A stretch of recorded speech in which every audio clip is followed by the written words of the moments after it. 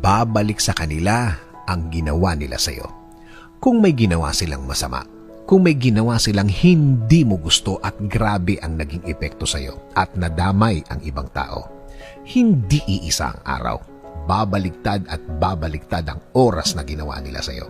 Ang mga araw na hindi ka makatulog, babalik yan sa kanila.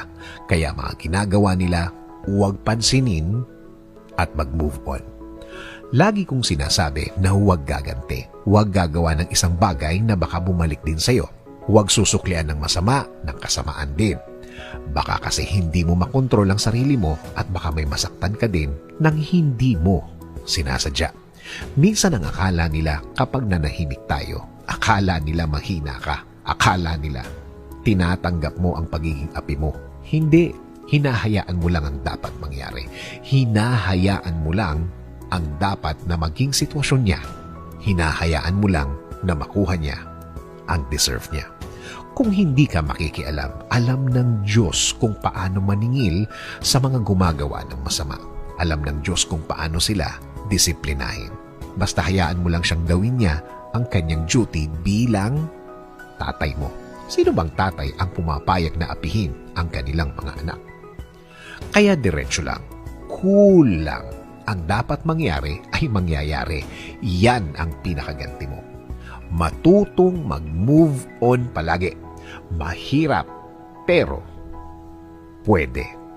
Lagi dapat ang tingin mo ay sa dulo. Sa dulo na ikaw ang successful.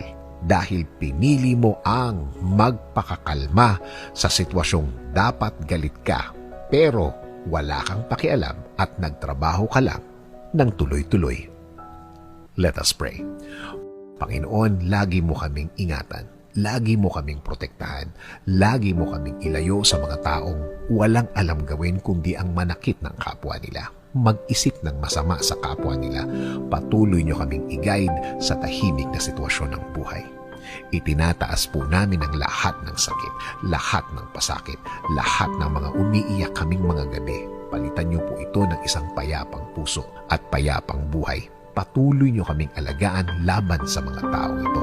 Alam namin na hindi ka natutulog at alam namin na alam mo ang lahat ng mga nangyari at mga nangyayari. Alam namin na makukuha ng mga taong ito ang kanilang dapat na kalagyan. Sa ngayon, sa iyo kami Lord huhugot ng lakas, kakapit at maniniwala na ang lahat ay maaayos, ang lahat ay magiging tama.